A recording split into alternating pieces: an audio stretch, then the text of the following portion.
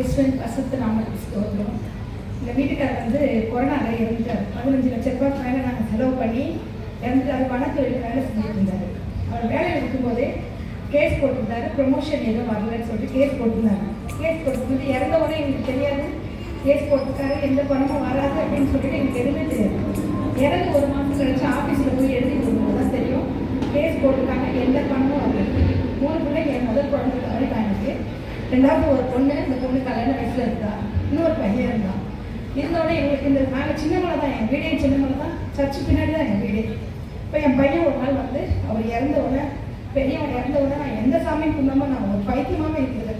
அப்புறம் இவர் இறந்த உடனே சுத்தமாக டோட்டலாக நான் வாழ்வுமே இந்த பிள்ளைங்களெல்லாம் வச்சு பூசி கூட பண்ணிக்கலாம் நான் நினச்சேன்.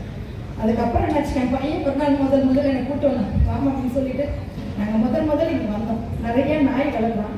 2வது வாரம் வரும்போது எங்கள் நாய் செத்து போச்சு. அந்த நாயோட விலை 40,000. அவன் மேடை பக்கத்தில் இருக்கிறான், சர்ச்சுக்கு வர முடியல. நானே என் பொண்ணுக்கு என்ன சொன்னேன், எவ்வளோ தடை நடக்குது உங்களுக்கு, இந்த சர்ச்சுக்கு போகிறோம் வாடான்னு சொல்லிட்டு நான் வந்து இந்த அந்த அம்மா மாதாத்துறையில் நான் முட்டி போட்டு நடப்பேன். ஏன்னா கல்யாண வயசில் என் பொண்ணு இருக்கிறான், பணம் எதுவும் வரல, ரொம்ப பயமாக இருந்தது. பென்ஷன் வரல எனக்கு. அதுக்கப்புறம் நான் முட்டி போட்டு ரெகுலராக வந்த உடனே எனக்கு ஆஃபீஸ் வந்து என்னை வர சொல்லிட்டு நீங்கள் போய் செக்ரட்டரியில் பாருங்கள், உங்களுக்கு பணம் வந்துடுறாங்க. அதே மாதிரி அவர் இறந்த நாள் கொண்டாடினோன்னே என் பிள்ளைக்கு என் மாப்பிள்ளை எங்கேயோ இருந்து வந்து நகையே போடல, நிறைய நகை வச்சுருந்தேன், எல்லாமே போயிடுச்சு. அப்போ என் மருமகன் என்னை நான் கூப்பிட்டு சொன்னேன், இப்போ என்னால் எதுவுமே இப்போ செய்ய முடியாதுன்னா எதுவுமே வேணாண்டி, உங்கள் பொண்ணு மட்டும் எனக்கு கொடுங்க போதும். அதுக்கப்புறம் ஆஃபீஸ் வந்து எங்களை வர சொல்லிட்டு பென்ஷன் சேங்ஷன் ஆயிடுச்சு எனக்கு. அவரோட நின்ன பணம் எல்லாம் வந்துச்சு. என் பையன் வேலைக்காக வெயிட். இது வந்து கடவுளால் மட்டும்தான், இங்கே வந்ததால் மட்டும்தான் இது வந்து. முன்னாடி வந்திருந்தா என் புருஷனையும் நான் காப்பாற்றிட்டோம், என் பிள்ளையும் காப்பாற்று.